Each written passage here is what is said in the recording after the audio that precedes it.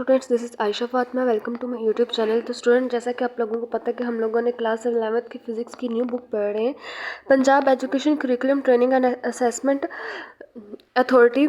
और इस new book को लेकर हम लोगों ने chapter number 2 force and motion start किया हुआ है। और आज हम लोग चैप्टर नंबर 2 का आर्टिकल 2.8 पढ़ रहे हैं, इलास्टिक कोलिजन इन वन डायमेंशन। आज हम लोग इलास्टिक कोलिजन इन वन डायमेंशन का जो पार्ट 2 है वो पढ़ेंगे। इससे पहले हम लोगों ने इलास्टिक कोलिजन इन वन डायमेंशन में के बारे में जो पहला पार्ट था वो पढ़ा था, जिसमें हम लोगों ने रिलेटिव वेलोसिटी के बारे में पढ़ा था, relative velocity of approach, relative velocity of separation के बारे में पढ़ा था। हमने देखा था कि रिलेटिव वेलोसिटी ऑफ अप्रोच और रिलेटिव वेलोसिटी ऑफ सेपरेशन का जो मैग्नीट्यूड होता है वो सेम होता है, लेकिन रिवर्स होता है। रिवर्स क्यों होता है? क्योंकि रिवर्स इसलिए होता है क्योंकि बिफोर कोलिजन जो हमारे पास कोलिजन से पहले जो m1 है उसका मैस ज़्यादा होता है, लेकिन कोलिजन के बाद जो m2 है उसका मैस ज़्यादा होता है। यानी इसलिए हमारे पास जो रिलेटिव वेलोसिटी ऑफ अप्रोच है, जिस यानी वेलोसिटी से ये m1 m2 को अप्रोच करता है, और रिलेटिव वेलोसिटी ऑफ सेपरेशन जो है, यानी कि जिस वेलोसिटी से जो m2 है वो m1 से सेपरेट होता है, वो सेम तो है, लेकिन उनका मैग्नीट्यूड जो है वो सेम है, लेकिन जो हमारे पास रिलेटिव वेलोसिटी ऑफ सेपरेशन है वो हमारे पास रिवर्स है। हम लोगों ने देखा था इलास्टिक कोलिजन इन वन डायमेंशन केस में कि उस इलास्टिक कोलिजन इन वन डायमेंशन में हमारे पास जो है वो काइनेटिक एनर्जी भी कंजर्व रहती है और मोमेंटम भी कंजर्व रहता है। इसलिए हम लोगों ने law of conservation of momentum को यूज़ करते हुए पहले हम लोगों ने यही इक्वेशन फाइंड की। इलास्टिक कोलिजन में जैसे कि मोमेंटम और काइनेटिक एनर्जी कंजर्व रहती है, इसलिए हम लोगों ने law of conservation of momentum को इस्तेमाल करते हुए ये इक्वेशन 1 फाइंड की थी। फिर हम लोग law of conservation of kinetic energy को इस्तेमाल करते हुए हम लोगों ने इक्वेशन 2 फाइंड की थी। फिर हम लोगों ने इन दोनों के इक्वेशंस को डिवाइड किया था, तो हमारे पास इक्वेशन 3 आ गई थी। स्टूडेंट्स, आज का हमारा लेक्चर जो है वो इलास्टिक कोलिजन इन वन डायमेंशन का जो है सेकंड पार्ट है, जिसमें हम लोगों ने वेलोसिटीज़ फाइंड करनी है आफ्टर कोलिजन। यानी कि कोलिजन के बाद जो हमारे पास जो वेलोसिटीज़ होती हैं, यानी कि v1 डैश और v2 डैश, जो हमारे पास कोलिजन के बाद जो वेलोसिटीज़ होती हैं हम लोगों ने उनको फाइंड करना है। स्टूडेंट्स देखिए, हमारे पास कोलिजन से पहले जो है वो वेलोसिटीज़ v1 और v2 होती हैं। कोलिजन के बाद हमारे पास जो वेलोसिटी होती हैं वो v1 डैश और v2 डैश होती हैं। तो आज के लेक्चर में हम लोगों ने कोलिजन के बाद जो वेलोसिटीज़ हैं उनको फाइंड आउट करना है। इससे पहले आप लोगों से रिक्वेस्ट है कि अगर आप लोगों ने चैनल को सब्सक्राइब नहीं किया तो प्लीज़ चैनल को सब्सक्राइब कर दें। अगर वीडियो अच्छी लगे तो लाइक करें, शेयर करें, कमेंट्स में ज़रूर बताएं कि आपको लेक्चर कैसा लगा। मैथमेटिक्स में एक रूल है कि अगर हमारे पास दो वेरिएबल्स हों, यानी कि हम लोगों ने वेलोसिटीज़ को फाइंड आउट करना है आफ्टर कोलिजन, तो हमारे पास कौन कौन सी वेलोसिटीज़ हैं? v1 डायमेंशन v1 डैश और v2 डैश है हमारे पास। यानी कि ये v1 डैश और ये v2 डैश जो है वो टू वेरिएबल्स हैं। हम लोगों ने इसको फाइंड आउट करना है आफ्टर कोलिजन की ये वेलोसिटीज़ हैं। अगर मैथमेटिक्स में एक रूल है कि अगर आप लोगों ने दो वेरिएबल्स को फाइंड आउट करना है तो आप लोगों को दो इक्वेशंस रिक्वायर्ड होंगी, ठीक है। तो हम लोगों को इक्वेशंस को सॉल्व करके वेरिएबल्स को फाइंड करने के जो मेथड्स हैं वो है मैट्रिक्स, इनवेरिएंट, क्रैमर रूल और इक्वेटिंग कोएफिशिएंट और सब्स्टिट्यूशन मेथड। आज के लेक्चर में हम लोग सब्स्टिट्यूशन मेथड इस्तेमाल करेंगे। सब्स्टिट्यूशन मेथड से हम लोग इन दोनों वेरिएबल्स को फाइंड आउट करने के लिए इक्वेशन 1 और 3 लेंगे, क्योंकि इक्वेशन 2 में हमारे पास स्केयर आ जाता है तो इसलिए कॉम्प्लिकेटेड हो जाती है। सब्स्टिट्यूशन मेथड हमारे पास क्या होता है कि एक इक्वेशन से किसी वेरिएबल की वैल्यू फाइंड आउट करके उसको दूसरी इक्वेशन में पुट कर देना। तो हम लोग इक्वेशन 3 से जो है वो v2 डैश की वैल्यू फाइंड आउट करके इसको इक्वेशन 1 में पुट कर देंगे। यानी कि इक्वेशन 3 से हम लोग v2 की वैल्यू जो है वो फाइंड आउट कर देंगे और इसको इक्वेशन 1 में पुट कर देंगे। तो हमारे पास जो इक्वेशन 3 है हमारे पास वो v1 negative v2 is equal two into negative v1 dash negative v2 dash है हमारे पास। तो हम लोगों ने इक्वेशन यहाँ से v2 की वैल्यू पुट करनी है, वहाँ से v2 डैश की वैल्यू फाइंड आउट करके उसको इक्वेशन 1 में जो है वो पुट कर देना है, क्योंकि हम लोग सब्स्टिट्यूशन मेथड से इक्वेशंस को सॉल्व कर v1 डैश और v2 डैश की वैल्यूज़ हम लोगों ने फाइंड करनी है। सबसे पहले हम लोगों ने v1 डैश की वैल्यू फाइंड आउट करनी है। उसके लिए हम लोग इक्वेशन 3 से v2 डैश की वैल्यू निकाल कर इसको इक्वेशन 1 में पुट कर देंगे। जब हम लोगों ने इक्वेशन 3 से v2 डैश की वैल्यू निकालनी है, तब हमारे पास इक्वेशन 3 क्या है? v1 negative v2 negative into v1 dash negative v2 dash है हमारे पास। हमारे पास ये जो नेगेटिव साइन है वो अंदर जो है मल्टीप्लाई कर हो जाएगा, इसलिए हमारे पास v1 डैश प्लस ये नेगेटिव प्लस होगा प्लस v2 डैश हो जाएगा। इट इम्प्लाइज दैट, तो हम लोगों ने v2 डैश की जो है वो वैल्यू फाइंड आउट करनी है, इसलिए v2 को जो है सेपरेट करना है और v2 को सेपरेट करने के लिए V1 डैश यहाँ पर नेगेटिव में है तो इसको हम लोग दूसरी साइड पे मूव करवा देंगे तो वो पॉजिटिव में हो जाएगा। जब हम लोगों ने V1 डैश को जो कि नेगेटिव है साइन के साथ जब दूसरे की साइड पे मूव करवाएंगे तो वो पॉजिटिव V1 डैश हो जाएगा। तो हमारे पास वो V2 डैश की जो वैल्यू आ जाएगी हमारे पास, यानी कि V2 डैश की जो वैल्यू होगी वो V1 negative V2 plus V1 dash आ जाएगी। इसको हम लोग इक्वेशन नंबर 4 का नाम देंगे। अब इस इक्वेशन नंबर 4 को हम लोग यानी कि V2 डैश की हम लोगों ने वैल्यू फाइंड आउट कर ली। इस V2 डैश की वैल्यू को हम लोग इक्वेशन नंबर 1 में पुट कर देंगे, ठीक है। तो V2 डैश की वैल्यू को हम लोगों ने जब इक्वेशन नंबर 1 में पुट किया तो उससे पहले हम लोग लिखेंगे कि putting the values of V2 dash from equation 4 into equation 1, यानी कि इक्वेशन 4 से हम लोग इक्वेशन V2 की जो वैल्यू है उसको लेकर इक्वेशन 1 में पुट कर देंगे। तो हम लोगों ने जब इक्वेशन 1 में यानी कि हमारे पास जो इक्वेशन ये वाली 1 है इसमें जो V2 की वैल्यू यहाँ पर पुट कर दी तो हमारे पास M1 into V1 negative V1 dash into is equal to M2 V2 dash और नेगेटिव V2 की वैल्यू जो है हमारे पास V1 negative V2 plus V1 dash आ जाएगी। तो हम लोगों ने फिर इक्वेशन 1 को ऐसे लिख दिया M1 into V1 negative V1 dash is equal to M2 into V1 negative V2 positive V1 dash negative V2। हमारे पास ये जो है वो V2 की वैल्यू हम लोगों ने यहाँ पर पुट कर दी। सब्स्टिट्यूशन मेथड से हम लोग इसको सॉल्व कर रहे हैं। हम लोगों ने किस चीज़ की वैल्यू फाइंड आउट करनी है, यानी कि V1 डैश यानी कि velocity of mass M1 find करना है आफ्टर कोलिजन, यानी कि इस मास M1 जो है वो बिफोर कोलिजन जो है वो इसकी वेलोसिटी V1 थी, आफ्टर कोलिजन इसकी वेलोसिटी जो है वो V1 डैश है। इसको हम लोगों ने फाइंड आउट करना है। V2 डैश की वैल्यू हम लोगों ने V1 डैश में पुट कर दी, सॉरी इक्वेशन 1 में पुट कर दी। तो हम लोगों ने V1 डैश फाइंड आउट करना है। यहाँ पर M1 जो है वो अंदर वाली साइड से मल्टीप्लाई कर जाएगा तो M1 V1 negative M1 V1 dash आ जाएगा हमारे पास। फिर यहाँ पर M2 है वो अंदर वाली सारी वैल्यूज़ के साथ मल्टीप्लाई कर जाएगा जब, तो वो हमारे पास M2 V1 negative M2 V2 आ जाएगा पॉजिटिव M2 V2। पहले हम लोग इसको इससे मल्टीप्लाई करेंगे, फिर इसको इससे, फिर इसको इससे, फिर इसको इससे, फिर जब हम लोग ने इसको इससे मल्टीप्लाई करवाया तो हमारे पास पॉजिटिव M2 V1 डैश आ गया, तो हमारे पास नेगेटिव M2 V2 आ गया, ठीक है स्टूडेंट। हम लोगों ने जो है वो V1 डैश की वैल्यू पुट करनी है। तो वो हम लोग जो V1 डैश वाली जो चीज़ें हैं यानी कि V1 डैश हम लोगों ने पुट करनी है तो वो V1 डैश वाली जो वैल्यूज़ है उसको एक साइड पे कर लेंगे, बाकी सारी चीज़ों को एक साइड पे कर लेंगे। यहाँ पर M2 V2 डैश है, यहाँ पर हमारे पास है, यहाँ पर हम लोग M1 V1 डैश को जब इस साइड पे मूव करवाएंगे तो वो पॉजिटिव में आ जाएगा। तो हम लोग M1 V1 डैश को इस साइड पे मूव करवा देंगे, बाकी जितनी भी M2 V2 डैश को छोड़कर बाकी जितनी भी ये 3 वैल्यूज़ हैं हम लोग उनको उस लेफ्ट हैंड साइड पे मूव करवा देंगे, क्योंकि हम लोगों ने V1 डैश को M1 V1 dash find out करना है तो इसलिए V1 डैश को सेपरेट कर लिया। यहाँ पर M1 V1 है हमारे पास, यहाँ पे M2 V1 जो है पॉजिटिव में है, इधर आके नेगेटिव में हो जाएगा, M2 V1 बन जाएगा। फिर हमारे पास M2 V2 जो है वो नेगेटिव में है, वो लेफ्ट हैंड साइड पे आकर M2 V2 पॉजिटिव में बन जाएगा। फिर हमारे पास M2 V2 यहाँ पर नेगेटिव में है, वो लेफ्ट हैंड साइड पे आकर M2 V2 बन जाएगा। फिर हमारे पास M2 V1 डैश जो हमारे पास पहले से मौजूद है, तो M1 V1 डैश जब इधर से लेफ्ट हैंड साइड से आकर राइट हैंड साइड पर मूव करेगा तो M1 V1 डैश बन जाएगा। यहाँ पर नेगेटिव में था, यहाँ पर आकर पॉजिटिव में हो जाएगा। तो अब स्टूडेंट्स देखें कि हमारे पास ये M1 V1 और M2 V2 है। अब पहले आप लोग सिर्फ और सिर्फ इस चीज़ को देखें कि यहाँ पर हमारे पास M1 V1 negative M2 V2 है, इन दोनों चीज़ों में जो है V1 कॉमन है, ठीक है। तो और ये हमारे पास ये भी M2 V2 है, ये भी M2 V2 है, तो हम लोग इसको 2 M2 V2 लिख देंगे। और हमारे पास ये देखें M2 V1 डैश और M1 V1 डैश, इन दोनों चीज़ों में हमारे पास जो चीज़ कॉमन आ रही है वो V1 डैश और V1 डैश है। तो इसलिए हम लोग अगर इन दोनों चीज़ों में हमारे पास जो चीज़ कॉमन है वो V1 है, तो हम लोग V1 को सेपरेट कॉमन ले लेंगे। M1 V1 into M1 V1 M1 negative M2 जो है वो V1 आ जाएगा। फिर प्लस 2 M2 हमारे पास वैसे ही आ गया, क्योंकि M2 V2 plus M2 V2 है हमारे पास 2 M2।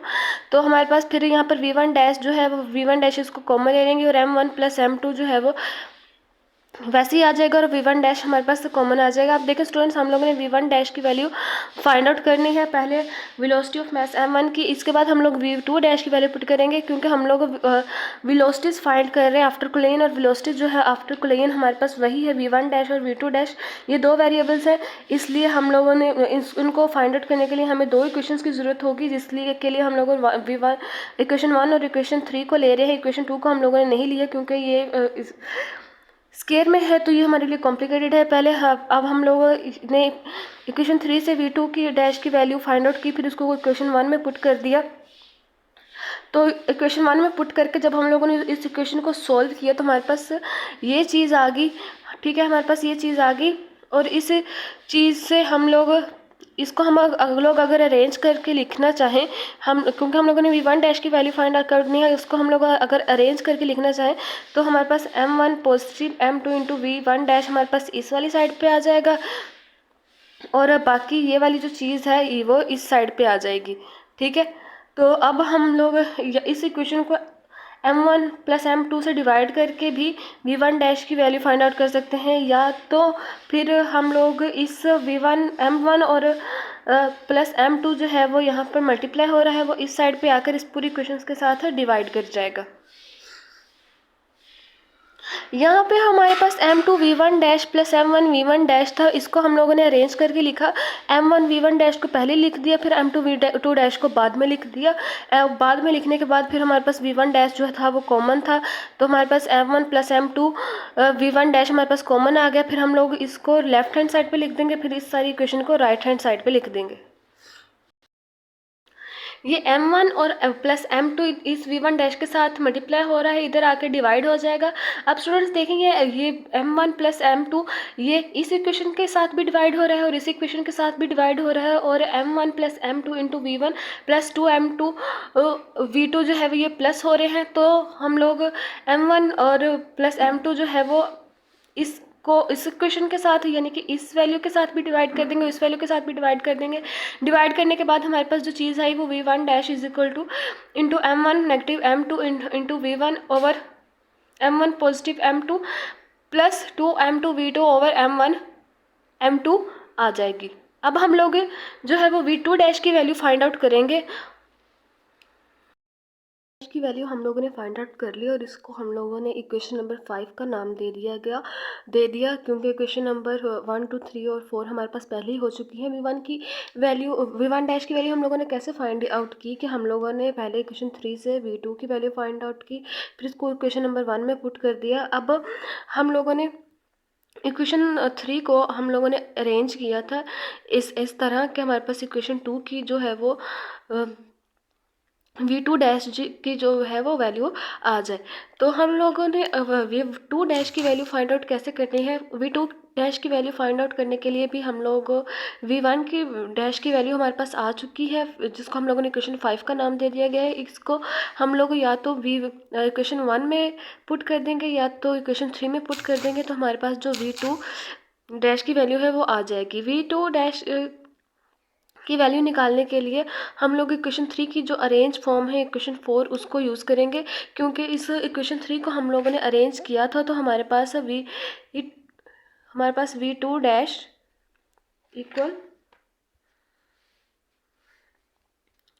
v1 negative v2 positive v1 dash आ गया था। यानी कि जब हम लोगों ने इक्वेशन 3 को अरेंज किया तो हमारे पास ये इक्वेशन 4 v2 जिसके जो कि v1 negative v2 positive v1 dash है वो इक्वल v2 डैश की आई थी। जब हम लोगों ने v2 डैश की वैल्यू फाइंड आउट करके उसको इक्वेशन 1 में पुट किया था, तो हम लोगों ने इस तरह v1 डैश की वैल्यू फाइंड आउट कर ली। इस तरह हम लोग v1 डैश की वैल्यू फाइंड आउट करने के लिए उसको या तो इक्वेशन 1 में पुट करेंगे या 3 में पुट करेंगे, लेकिन हम लोग उसको इक्वेशन 3 की अरेंज फॉर्म में पुट कर देंगे, क्योंकि उस यहाँ पर हमारे पास ऑलरेडी v2 डैश है और हमारे पास और v2 डैश को सेपरेट नहीं करना पड़ेगा, और v1 डैश यहाँ पर फिर है ऑलरेडी मौजूद है, तो यहाँ पर हम लोग v1 डैश की वैल्यू पुट कर देंगे।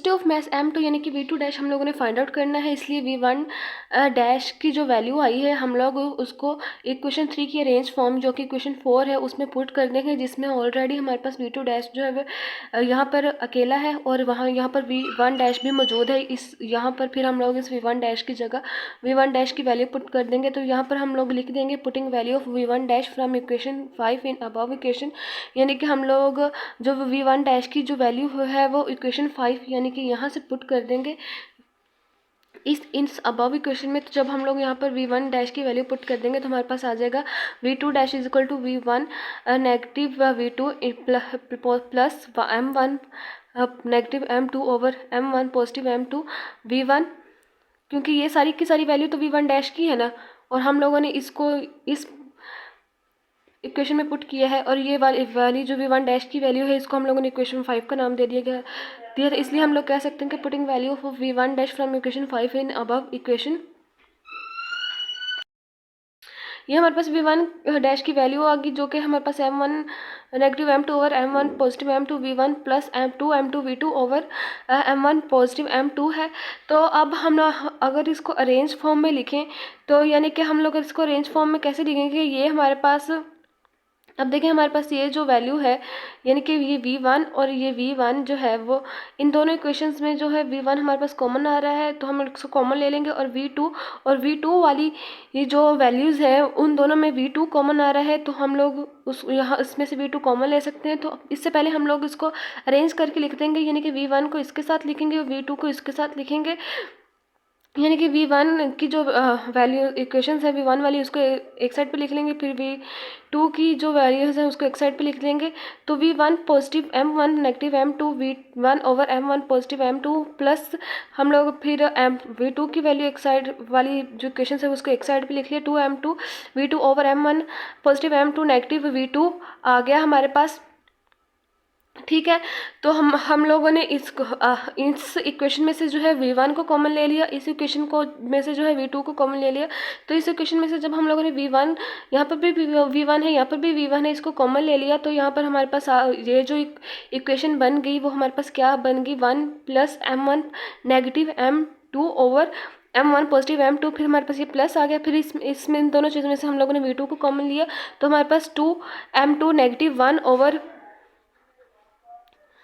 m1 पॉजिटिव m2 ये हमारे पास v2 कॉमन ले लिया। अब हमारे पास ये दो जो इक्वेशंस हैं हम लोग इसको एलसीएम के थ्रू जो है वो सॉल्व आउट करेंगे। स्टूडेंट्स देखें यहाँ पर हमारे पास ये जो m1 है इसके साथ जो है वो पॉजिटिव साइन है, यहाँ पर जो है हमारे पास m2 है इसके साथ नेगेटिव साइन है, तो ये कट हो जाएगा, यानी कि हमारे पास ये जो m2 है इसके साथ पॉजिटिव साइन है, ये हमारे पास m2 है इसके साथ नेगेटिव साइन है, ये m2 के साथ पॉजिटिव साइन है, इस m2 के साथ भी पॉजिटिव साइन है, तो हमारे पास दो m1 बन गए। इस m2 के साथ पॉजिटिव साइन था, इस m2 के साथ नेगेटिव साइन था, ये दोनों कट हो गए। इस m1 के साथ पॉजिटिव साइन था, इस m1 के साथ भी पॉजिटिव साइन था, तो ये दो m1 बन गए हमारे पास, इसलिए हम लोगों ने यहाँ पर लिख दिया कि 2m1 over m1 positive m2, यह हमारे पास v1 वैसे आ गया सॉरी। तो फिर हम लोगों ने जब इसको एलसीएम के थ्रू सॉल्व आउट किया, इस इक्वेशन को एलसीएम के थ्रू सॉल्व आउट किया, तो हमारे पास जो ये इक्वेशन बन गई वो बन गई 2m2 negative into m1 positive m2 over m1 positive m2 into जो है वो v2, ठीक है। तो हम लोगों ने इस इक्वेशन को जब एलसीएम के थ्रू सॉल्व आउट किया तो हमारे पास ये m1 positive m2 positive m1 negative m2 बन गई, फिर हमारे पास ये m2 जो है वो नेगेटिव का था, ये m2 पॉजिटिव था, तो ये कट आउट हो गए, फिर हमारे पास m1 और m1 जो है वो 2m1 बन गए। तो हमारे पास ये इक्वेशन जो है एलसीएम के बाद सॉल्व आउट करने के बाद 2m1 over m1 positive m2 v1 बन गया। फिर हम लोगों ने जब इस इक्वेशन को एलसीएम के थ्रू सॉल्व आउट किया तो ये इक्वेशन हमारे पास कुछ यूँ आ गई 2m2 negative into m1 positive m2 into over m1 positive m2, और ये हमारे पास v2 वैसे ही आ गया जो कि हम लोगों ने कॉमन लिया था। अब हमारे पास ये जो नेगेटिव साइन है ये अंदर मल्टीप्लाई हो जाएगा, तो मल्टीप्लाई होने के बाद जो ये वाली जो चीज़ है हमारे पास वो ये बन जाएगी 2m2 negative m1 negative m2 over m1 positive m2 v2 बन जाएगी हमारे पास, ठीक है। हम लोगों ने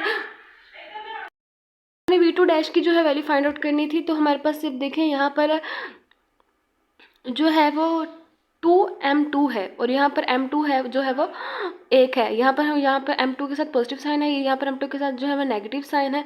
यहाँ पर जो हमारे पास 2m2 है यानी कि 2m2 है, उनमें से 1m2 हम लोगों ने जब ये माइनस कर दिया तो यानी कि हमारे पास ये इस 2m2 के साथ पॉजिटिव साइन है, ये 2m2 है हमारे पास, इन दोनों के साथ पॉजिटिव साइन है, और ये हमारे पास से 1m2 है, इसके साथ नेगेटिव साइन है। तो इसका इन 2m2 में से 1m2 जो है वो इसके साथ कैंसिल आउट हो जाएगा। तो हमारे पास फिर ये जो सिचुएशन बन जाएगी वो m2 नेगेटिव m1 बन जाएगी over m1 positive m2 v2 बन जाएगी। तो इसको हम लोगों ने इक्वेशन 6 का नाम दे दिया।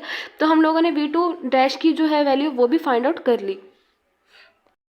उसके बाद हमारे पास जो बहुत ही ज़्यादा इंपॉर्टेंट शॉर्ट क्वेश्चन बन रहे हैं elastic collision in one dimension से, वो ये है कि find the expression for the velocity of two bodies. हमारे पास अगर दो बॉडीज़ हैं जिसका मैस m1 है m2 है, after elastic collision in one dimension उनकी जो कोलिन है इलास्टिक कोलिन है वन डायमेंशन में, कोलिन के बाद वाला हम लोगों ने एक्सप्रेशन फाइंड आउट करना है।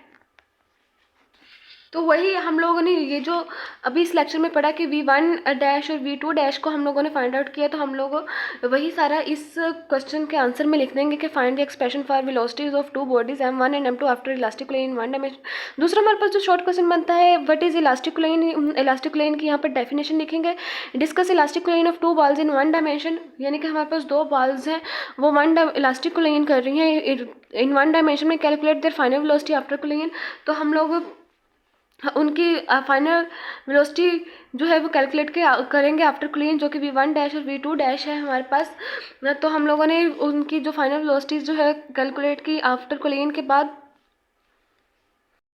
हम लोग ये पूरा एक्सप्रेशन ऐसे ही लिख देंगे जो कि हम लोगों ने पढ़ा कि पहले इलास्टिक कोलिन लिखेंगे कि इलास्टिक कोलिन की डेफिनेशन क्या होती है, फिर दो बॉल जब एक डायमेंशन में इलास्टिक कोलिन करती हैं तो वो क्या होती हैं, फिर उनके कोलिन के बाद उनकी जो फाइनल वेलोसिटीज हैं वो क्या होती हैं। ओके स्टूडेंट्स, आज का लेक्चर हमारा यहीं खत्म होता है। उम्मीद है कि आपको लेक्चर की समझ आ गई होगी। नेक्स्ट जो है हम लोग elastic collision in one dimension के जो स्पेशल केसेस हैं वो पढ़ेंगे। अगर आपको लेक्चर की अच्छी तरीके से समझ आ गई होगी तो प्लीज़ चैनल को सब्सक्राइब कर दें। अगर वीडियो अच्छी लगे तो लाइक करें, शेयर करें और कमेंट्स में ज़रूर बताएं कि आपको लेक्चर कैसा लगा।